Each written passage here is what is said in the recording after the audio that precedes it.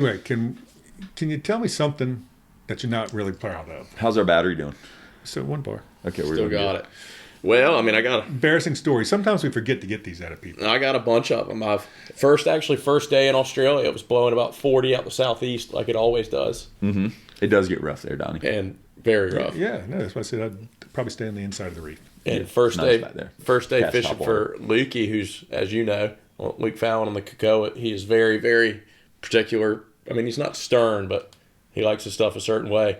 And I'm up there crawling up the side of the boat and fell overboard on the anchor. First day on the job? Yeah, very first day on the job. Perfect. I've got you were going another up to one, you were going up to chamois. I was going up to chamois while it was blowing 40. Yep. Lukey likes to chamois. Oh, I had Chamois the whole boat every day. every day in the dark. Yep. I have another one. I was actually fishing with Finn. It was probably my second or third year.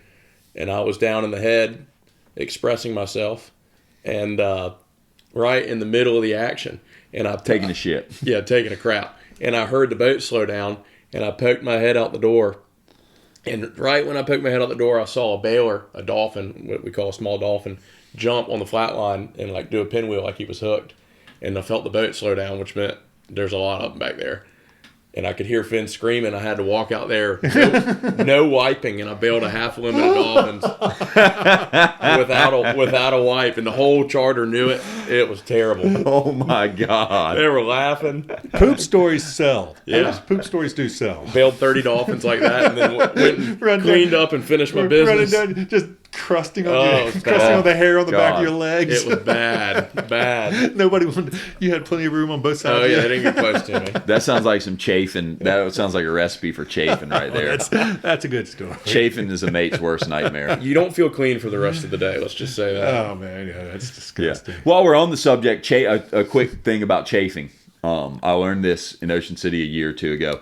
If you're having experiencing bad chafing on the boat, and a lot of people won't probably have this, but antiperspirant deodorant, Speed Stick or Old Spice stick, the antiperspirant deodorant's got to be the white stick, but you give her a swipe down there, and chafing, all pain, issues, crustiness, takes it right away. Really? Yep. The slimy butt. Yep. So I keep two sticks of deodorant, one for my armpits, obviously, and one that I write ass on. And so It's up on the bridge with you. back when I was a deckhand But you don't care now that you're down in the because all you do is sit on your ass now, so you don't care. on the Tar Heel, No, on the bridge. aficionado. Yeah, all I do is I can just sit on my chafing and it's okay. It's a different type of chafing. It's just more like this, than everything. You don't keep one on the Tar Heel. You don't want to be fresh. Everything rub. Well, yeah. Oh, yeah. I mean, it's for emergencies only.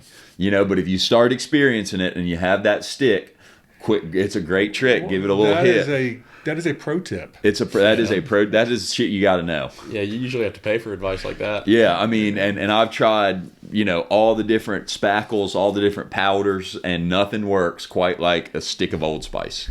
How about that? Believe it or not, it's unbelievable. Try it. Manly smell too. Yeah, and everything So, smells good. for If you get home, you don't even have to shower. Did I ever tell you about that time that Fogg, I guess, he filled in for me with Finn, and I walked on the boat, and there was a big white circle on the ground of Gold Bond, where Fogg was chafing, and there was two footprints right in the middle of it where his feet were. He'd applied it on the carpet on the boat, never cleaned it up.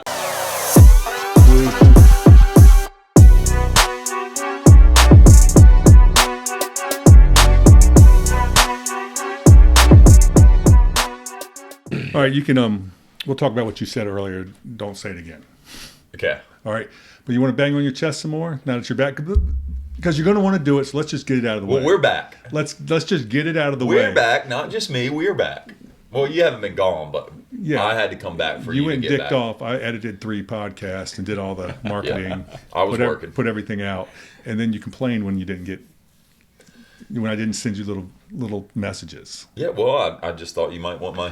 Go ahead. posting. Tell us how many you caught, how the tournaments went. Just get it out of your system. We caught some fish. Tournaments did not go great, but we're still right there where we're still in good striking position. Caught some fish. You A were lot in of marlins. Costa Rica Yep, fishing with John on the Yep. Tar Heel. correct.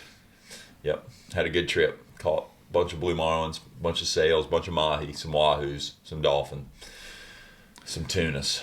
I said mahi and then I said dolphin, didn't I? But anyway, yeah. Bang on your chest. A lot of fish. A lot. Yeah. Nice boat. 43 knots. Made sure everybody knew that you were in the cockpit. Let them know. Did you wear the gold necklace with Yep. Marlin on it? Yep. My fancy wireman gloves. And I'm going to get a Marlin tattoo at some point. I thought you already had a Marlin No, tattoo. I don't have one yet, but I'm just trying to figure out where to get it. You get the Marlin on the back of your truck with the deer on the other side. Is that the way y'all do it? Salt life in the middle. Salt Life in the middle. Yep. Yeah, that guy. You see that dude? The Salt Life dude. He's going to jail for killing his 17-year-old girlfriend or something. He's almost my age. Is that the one that Dude, was Florida, right? Yeah. Yeah. What a creep. Yeah, well, Florida. You'll have that. Florida's a crazy place. All right, let's get to it. Okay. We're really having a hard time staying focused here, and I blame it on you. You asked me the question. I just answered it. Can you introduce our guest? This is your show today. You Yeah, came up with this. I got a guest again. Colin Oxnard, one of my friends, came up together mating at the fishing center. And now Did he start on a bluefish boat like you? No, he didn't. No, he started on a fancy boat. A chamois boat? And anyway, but originally from Georgia. Go ahead and tell us a little bit about yourself, Colin. Where? I'm originally from Savannah, Georgia. Dude, that's Yeah. where... Small world. I've done a lot of fishing down there. Really? Yeah, my friend Scotty, who's from here, guides down there. With Scotty. Scott Wagner. Really? Yeah, you know Scotty? Yeah, oh yeah. Yeah. You didn't know he's from here. Well, yeah, it's from like Texas and then somewhere he's Big fly fishing guy down That's there. all he does. Yeah. He's such a pompous ass when it comes to 100%. not allowed to keep them. Barbless hooks. Frowns on you if you bring a spinning rod on the boat. Barbless hooks. I don't think he's that, but don't keep them. No bait ever. Oh yeah. And if you're fishing bait for him, he's just going to talk. He's a hell of a fisherman, though. He gets him, man. He's Yeah. lived down there a long time. Yeah. He's been under 20-some years now. We used to do a lot of that flood tide fishing down there. Love it, Catching man. drum in the grass. Go down there, and It's I fun. do 2 trips with him a year. I do one in the mud, Okay. regular tide, and Winter time. then do one on the springs. Yeah. And go down fishing the grass, and it's just Yeah, like that's I my got bread and Do butter. you use a fly rod, Donnie, when you go with him? poorly. Uh-huh. I know him, and I'll take the heat. And I just fish a white zoom on. I like to fly fish. White Zoom will get them, or a pink hoagie. We never used a pink hook. You just used a white zoom with a weedless hook. Mm-hmm. Yeah, no lit jig head or anything. That's I'm a pretty good fly fisherman. Beat it some more. where it doesn't. Fly. It's not Ask- fly. ask It's not Brian. fly fishing. Trolling at 7 knots, taking the boat out of gear when one gets on the teaser. That's not fly fishing, man. No, ask Throw it out there with Brian. your Ask Brian when he came to Columbia. We caught tunas all day on my pretty much all day every day. But on my birthday, we were chumming the tunas up and catching them on fly. And it was my birthday. He gave me the rod. And He caught one. It was his birthday. I think we caught 37 that day. We released 37 tunas. Bullshit. Good God. Yeah. Why would you ever do a thing? There Why was would you 3 do of that? us. Oh, God, it was just too much fun. They were perfect fly size, like 20, 25 pounders. Why would So you release them all? Because we were fly fishing. I like tuna. And we had Ran out of plenty. room. We had plenty of tuna. So Where was this? We had a good week when I was fishing in Colombia, South America, And Darien Gap. that was with Brian and Sarah, or just Brian? Brian came down. We did a video. We did a fly fishing video, and we wanted to have some people in the industry come down to see what we had there. And they came. Him and another fly fishing angler, guide, whatever, came as well. And they spent, I think, a week. We caught sails and tunas on fly that week. Do you want to? How about you just do a show and then Colin and I will come back and do one on our own. You asked. Jack Graham podcast. Yeah, Jeff Graham podcast. All right, so Sponsored anyway, by- let's get back to Colin before Can you you let guys us got do your like- little thing Sponsored going. by Pelagic. Y'all Yeah. started it. You got your little thing going on. Yeah, pro staff. Colin's from Savannah. Savannah, Georgia. He You got- knows Scott. They're about to turn the river green here this Yes. week. No, St. I Patty's don't Day know about coming up. that. Yeah, they do. St. Patrick's Day, right? They turn That's the what I river thought. green. No, in they Savannah. don't. They don't? They turn the fountains green. Okay, I always heard they turn the river green. Yeah. Yeah, things get exaggerated, like catching 37 tuna on fly. Oh, yeah, not keeping one either. Yeah. Sorry, I meant 38. I was trying to downplay it a little bit. Anyways, well, yeah, I'm from Savannah. I grew up inshore fishing, really kind of doing what Scott does. A lot of flood tide fishing low tide in the wintertime, catching drum, well, we call them redfish, but Yeah. trout and reds. I call them redfish too. Do you really? Yeah. Yeah. I never called them a drum till I came up here. Why does it have to be? I mean, there's red and black drum. Just call them a redfish. You know what you're talking about. Somebody says drum. I call them drum fish. Somebody says drum, then you go, is it red drum or a black drum? Which one are you talking about? If you're real Georgia, you call them a spot tail bass. Oh, boy. That's the same problem as calling That's funny. a drum. Puppy drum and then drum fish. Drum fish are the big ones. That's funny. That's the biggest crock of shit too. Old drum. The motherfucker's 3 years old, dude. Great big old drum fish. It could be 3 years old or it could be 63 years old. A great big stag bass is what we call the big ones. Channel bass. That's Hatteras too. Channel bass on the. But anyways, I grew up inshore fishing there, and I really didn't start offshore fishing until I was about 17, 18. Where? Out of Savannah. How far of a run was that? 60 to 70 miles. Miserable. It's a long way. Gaffer fishing, and I mean, we'd catch a lot of dolphins, and the bottom fishing out of Savannah was really good. And then Got to leave early in the morning for that, Donnie. very early, 3 o'clock departure. Not happening. No, thank you. Yeah. But and I started fishing some tournaments in college out of Charleston, and I ended up fishing the White Marlin Open with my cousin. Where'd you go to college? I went to Elon. How about that? Yep. In Burlington. Yeah, right there in Burlington. And I had zero intentions of fishing after school. My parents were actually pretty against the idea. And then after college, I started selling beer for an Anheuser-Busch distributor. I was a beer salesman for a year and a half Where? in Savannah. Went back to Savannah. Went back to Savannah, yeah. And I actually met Finn Gaddy at a wedding in St. Augustine, Florida. And I think it was St. Augustine. And he was looking for a mate, and Who was this after? Who was the mate before you? Nate Walker. It was Chris Kubik worked for I him knew- for yeah, 10 years, yeah. and then or 9 years. And then Nate Walker worked for him for a year or two. Okay, I don't remember Nate. And then when I met him, he needed a mate, and I ended up calling him up about a month later. I was kind of in the process of looking for a private boat job, actually. I just wanted to get out of selling beer and get on a traveling boat. And then talked with him, and he offered me the job, and I figured if I'm going to quit a decent job to go fishing, I might as well go fishing a lot and get to learn. So there may or may not have been some exaggerating on my experience as far as offshore fishing goes. But You got to sell yourself. oh, I definitely sold myself. Yeah, I'm good at that. And he hired me. I moved up here the day after Christmas 2015, and we left for 2016. We left for Mexico December 31st, and my first day fishing with Finn was charter fishing in Isla Mujeres, Mexico, on the qualifier. You guys were you seeing them then down there? Oh yeah, it was good. Right, so you were. Yeah, I mean we didn't crush them like they had before. I think in 50 days we caught 440 or something like that. Is that dredges too? Yeah, we're dredge So fishing. had you had the experience, or told them you had experience in dredge fishing? I had told him I had a little more experience than I did, but we had a Mexican mate that worked with us named Junior, who still is mating. He comes up here all the time, who taught me pretty much everything about that in a very short amount of time. But Good way to good way to cut your teeth. Get started where you get some bites. 100% thrown to the wolves. Doing a lot of rigging. A lot of I mean, rigging, so you just get it. a lot of rigging, a lot of bites, a lot of missing. So, but it was a good chance to You can blame that on somebody else. Yeah, a lot of bonitas. a good chance to learn. Yeah, I wouldn't have it any other way. Yeah. And after that, I worked for him for 5 seasons. That was the last year you went to Mexico, right? That was the last year he went to Mexico, yep. And then came back from there, worked for him for 5 seasons, did a couple seasons on the Reef. Australia, Great Barrier Reef. Oh, that's what y'all have in common. Yeah. Y'all are- Yeah, Jack we worked actually- for the same captain, actually. Did you hook him up? Yeah, I'm sure you did. little I'm bit. sure you did. I'm sure you're the reason. You know what? You hooked me up the first year. The first year I went and worked with Ash. Was it Ash Wallace? Something like that. On a boat called the Calera. Yeah. Yep. And then I remember... No, what he won't. I can't ever get him to really tell me what he did over there. He just he Well- does this. How is the marlin fishing in Australia? What are you doing? How are you targeting them? Are you catching live baits, or what are y'all it's doing? epic is really the only word for it, isn't it? Yeah. Greatest fishery in the world. It's the greatest fishery in the world. Try not to beat my chest about it too much, you know. It's the full package of fishing. Because what? I know they're big. Well, you're living out there on the reef. You're living on the boat, on the hook.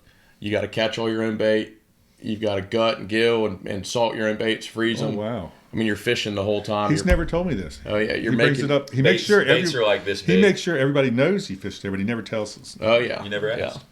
Not true. But I mean, you got to make your rigs to catch the bait. Then you got to, make sure your bait's treated right. And then you end up rigging it. I mean, you're start to finish doing the whole thing. It's really, really cool. So it's all. You like it, Donnie, because you're rigging you're sewing up the baits. Your favorite thing to do. But I'd still have to wake up early. Well, I'd probably still get seasick. 6 o'clock. I'd still get seasick probably. No, I mean because you don't run. There's no run because you're behind the reef and the fishing's literally a mile outside the reef, if that. So you drag around in the morning trolling like we do Spanish mackerel fishing here or something. You catch your bait. And then you might go for a snorkel, go spear fishing or something. And the guests like to go snorkeling, and so do we because it's the Great Barrier freaking Reef. Epic. And then you about lunchtime, you pointer on out to the reef, out through the reef pass, and then you go put the baits out and you go trolling. I'd probably pass on that. So you never put the boat never planes out on top. Once you get to the reef, you're there, and you never go fast anywhere else. You're right there, and that's where you fish. Really? Yeah, there's no running. How do guys get jobs there? Really, I mean, word of mouth. Squeaky wheel gets the grease. I got on the plane and showed up. You just showed up, said hey. Yeah, said I want to go. Did the old I fish out of Oregon Inlet? No, yeah. Well, no. I mean, I was working for Bobby Smith at the time, blue fishing. So I had no offshore experience when I went. I just wanted to go, and a guy came and asked me. He actually asked me if I could cook, and I could because I've been in the restaurant. And I said, "Yeah." He said, "Well, good. I got a great first mate. I need a second, and he can teach you everything you need to know, and then he'll teach you how to do things like I want them done, and then that way nobody's butting heads." So it actually worked out really good. They like guys that come to Australia. They like Americans that come not knowing as much, because then they're not beating their chest and they're not, oh, I've done this, I've done that, because you're there in their country and you're fishing their way, So anyway, at that time I knew nothing, You did not name drop then. No. Well, maybe I said I knew Charles Perry or something. Yeah, I knew that. Yeah, the CP word's pretty heavy over there. Yeah. You say you know Charles Perry, everybody they kind of turn their head. But my experience was the same as yours. You and Terry Brennan had told me, because I really like heavy tackle fishing, and just the idea of catching big fish as opposed to numbers. Yeah, and they're big. And you and Terry Brennan told me, man, you got to go to the reef. You got to go to the reef. And I actually bought probably July or August, the first year I went, I bought my plane ticket before I got a job. And then Jack gave me Ash's phone number. Yeah, somebody was looking for someone that contacted me, and I couldn't go, so I put him in touch. And with him. I'd already bought the $2,000 plane ticket and was going. I was just going to show up. How long do you stay over there? 2 months. 2.5. Yeah, Okay. 2.5 months. I mean, the thing is that, if you go, you get the ticket and you go. Number one, they're pumped that you showed up just to learn, to walk the docks, to do it the right way. And number two, I mean, even if you don't get a job, you're in Australia, man. You know what I mean? When I went, I had a small stint on a boat riding along, not for pay or anything. And I didn't think I was going to get hired. And I was taking a bus back from Cooktown down to Cairns. And I had no money left. I thought I was going to have to call my mom to send me money to give me to fly me home, tail between my legs. And I got to the dock, started walking the docks, shaking hands, and I got a job like that. And then I ended up getting paid, having a great winter, made some money. What time of the year? That would have been October. Early October. October. Come back New Year, something like that. Right? You'd come back before Christmas. Yeah. All right. When we come back, I want to hear the transition from shark fishing into what it's like to run a private boat. Yeah, absolutely. All right. Got a sponsor. TW's Bait and Tackle. Oh, you know that already. Yeah. All right. They've been good to us. All right. We got a giveaway this week? Well, yeah, we got another reel, but Colin has to come up with a giveaway question. Okay. All right. Sweet. Be right back. Red button.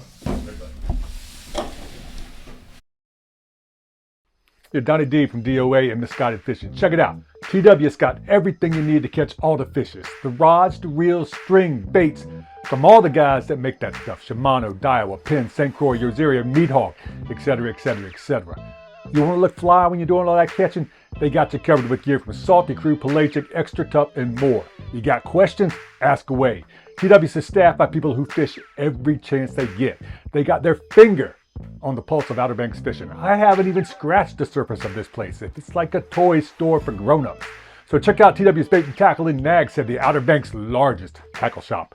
Milepost 10. And now, back to Misguided Fishing. Red butt. All right. Are we recording again?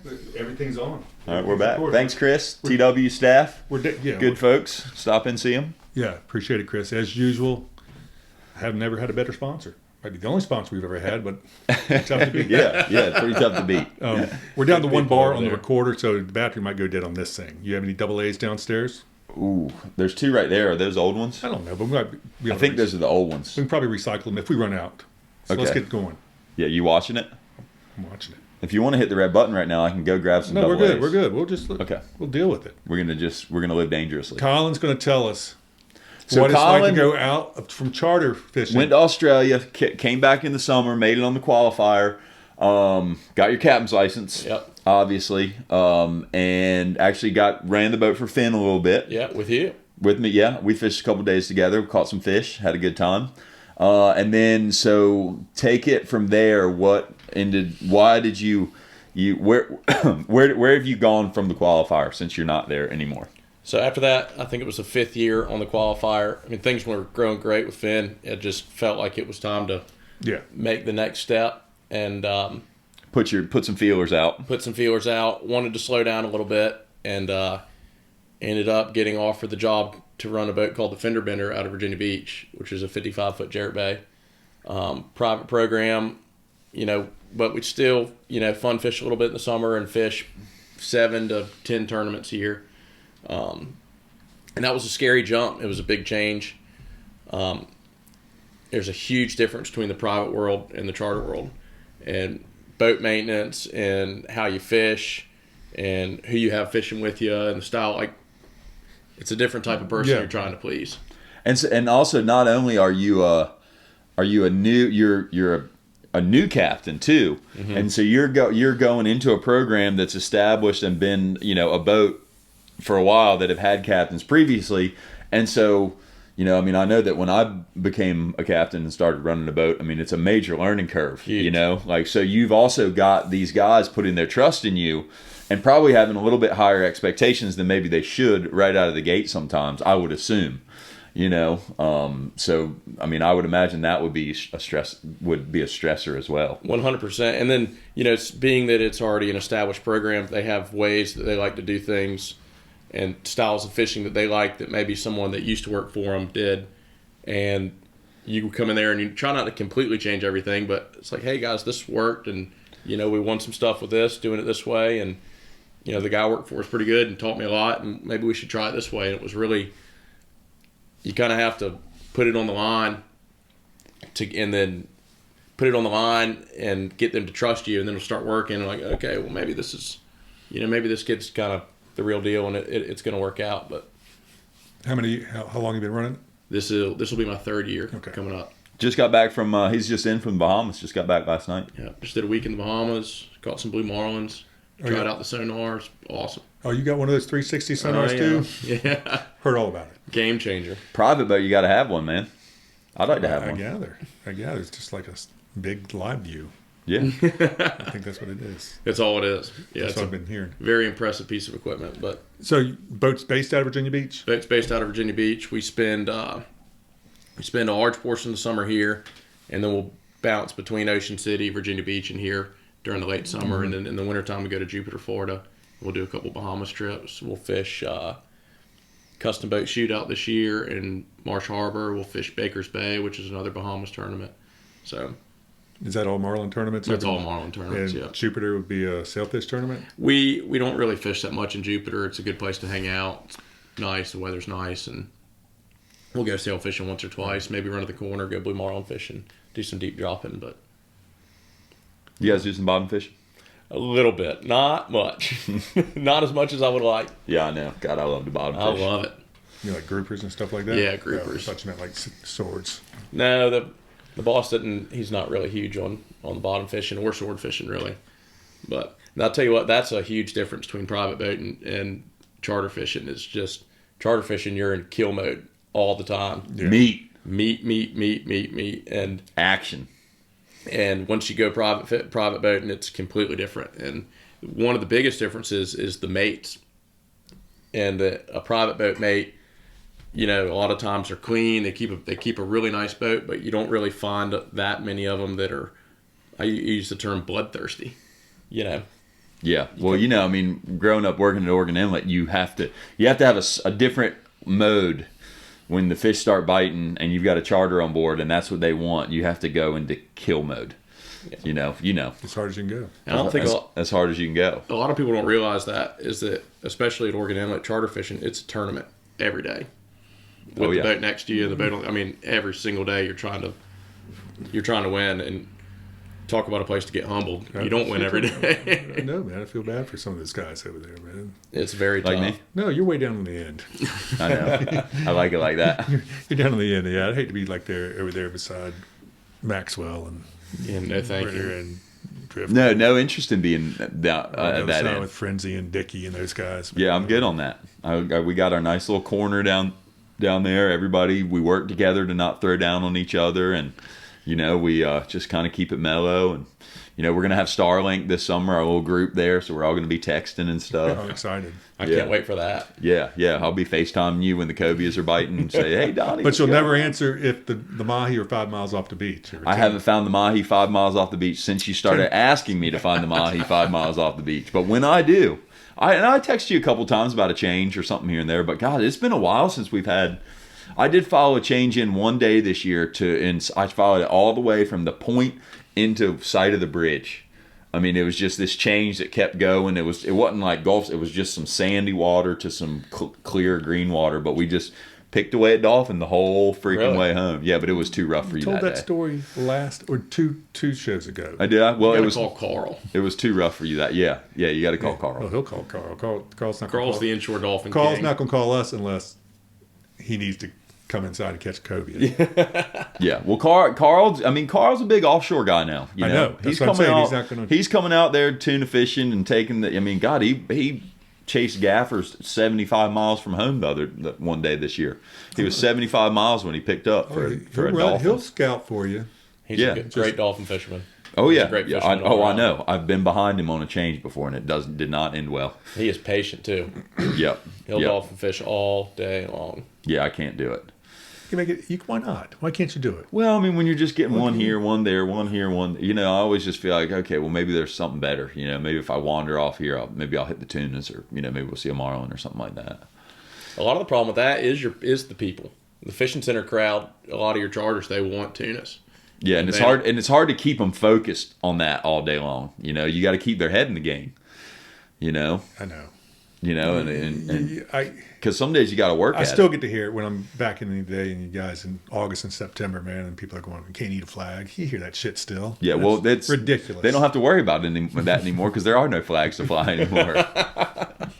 There's no more white marlins. Yep, there's no more. They disappeared about the same time another fish that we used to catch inshore in the wintertime disappeared. But I wonder if it's all related. I don't know. Doubt it. Let me tell you a story. Okay. No, this is really cool. Yeah, you got it. You talk, Donnie. We haven't heard you. Yesterday I had BB in the boat, and we caught a stripe, or caught some reds. And I took a picture of them, and I told him, I said, all right, look at this picture from 2013. Same exact day, 13 years ago is when we were catching. I had him in the ocean catching the Voldemort? The big Voldemorts. Yeah. Really? Yeah. This same day? Same exact day. How about that? Wow. Yeah, March 6, 2010, March 6, 2023. Point being that things have changed. And now you're catching reds in the Sound in early March. Sight fishing reds. That's crazy, isn't it? Yeah, in March. And you went down and fished with one of our previous podcast guests a couple days ago, right? Yeah. Gray? Yeah. Caught some fish? It was great. You would charter Gray? No, I told Gray. No, not did you? But like, if you would after your experience. Yeah, no, there's those guys over there, man. Gray, Bud, Richard Andrews, and Kyle Elliott. Those guys have it fucking dialed in, man. It's so much shoreline over there and so much shallow water and current, and there was mullet all over the place over there. You just knew you were going to find them. Or you knew guys that are catching trout over there. I mean, they're not catching a few trout. They're catching lots of trout. And big trout. Yeah. And they're throwing, cool stuff that we haven't thrown in the past, some really big fat baits. And then Gray said we were fishing nothing but top water. Through top water. And those guys did. I just filmed. And getting bites. Yeah. They were whacking them. They did. It was good. In cold water. In February. It was 56, 58, but the mullet were there. And top water drum. Never saw another boat all day. Wow. It's pretty down Yeah, that top way. water drum and a foot and a half of water. And Catch a lot? no, because I had the. Did y'all catch? We did. He didn't want to blow up a spot, so we fished 3 different spots. Right. And he didn't want to because he had to run some paid trips. Those Yeah. guys are a lot better than us about laying off of school. Here we know you got 10 guys, and you got to You're get gonna catch yours. every damn one you can. Yeah, they wonder, kill how them come- all. Man, they were here yesterday. What's going on? Yeah, why are they biting? But It's like, that one just swam by with a gulp hanging out Those the side guys of his are like- mouth. Like a tile fish. I mean, there's not as many guides over there, but they seem like they're a lot better about taking care of their resource, so they can, Yeah. then go. Well, and it sounds like they've got a lot more room It's a with a big lot area. less boats. It's. I'm sure it's gonna get blown up here in the next few years. Yeah. Yeah, but there's nobody living down there. Like, who's going to move? Sorry, who's going to move to High County? There was nothing down there. I didn't have phone service. Yeah, I know. We were north of. Should have had Florida. Starlink. North It's of. the best part about it.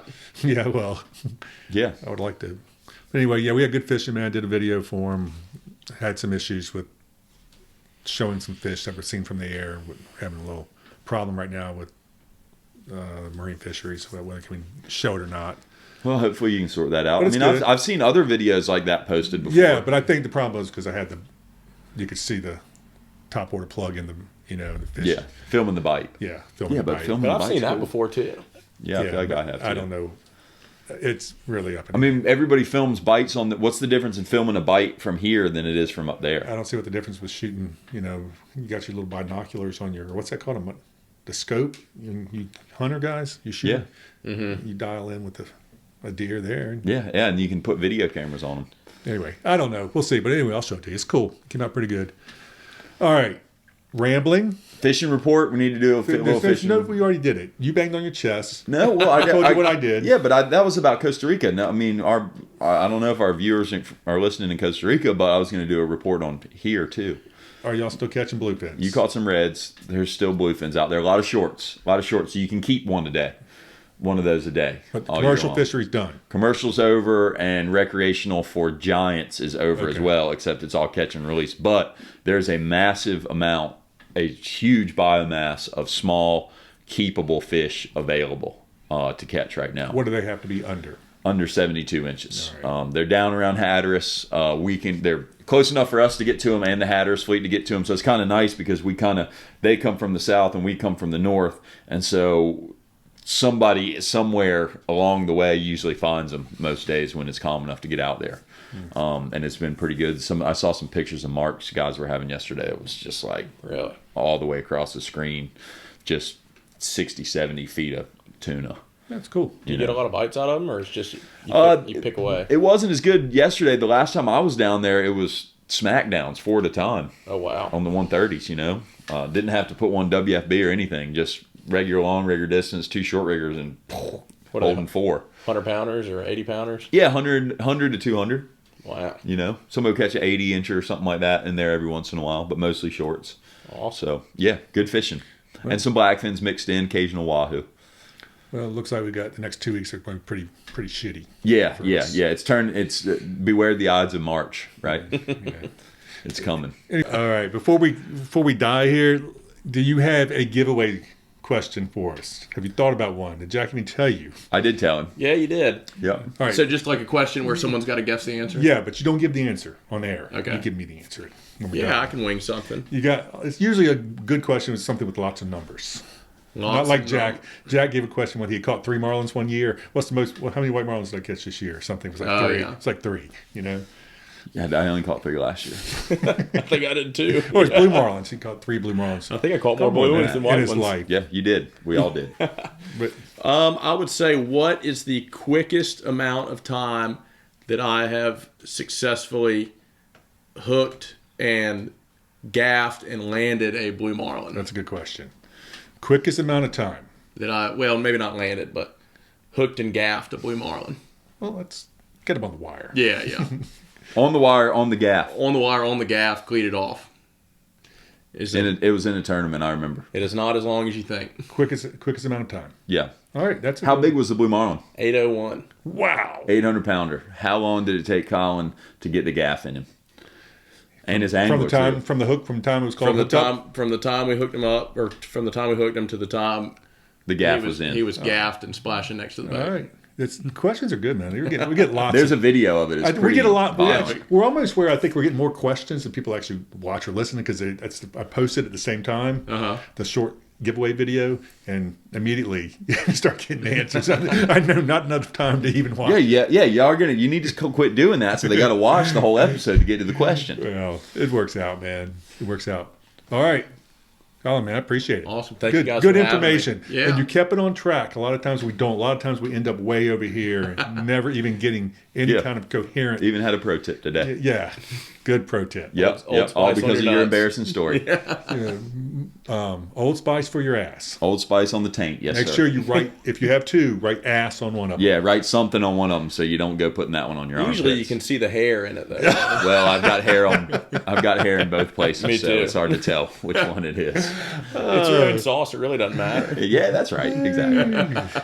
Classy. Maybe you can tell by the brown chunks. That's that good. are, Let's wrap it up. Old Spice. It's disgusting. You're a disgusting man. Oh, man. How did you marry such a good-looking woman? You're a disgusting man. tricked her. You should see my wife. Yeah. She fell for it too. Yeah, we got lucky. All right, Jack Aficionado, Colin Fender bender? Fender Bender. Yep. Yeah. Donnie D, DOA. Yep. Check us out, man. Subscribe. Push that button, whatever they say on the YouTubes. On YouTube, Spotify. Apple Podcasts. All right, we're out.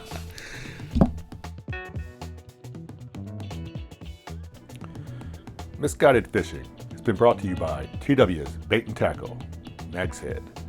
Thanks everybody for watching or listening. We'll see you next time.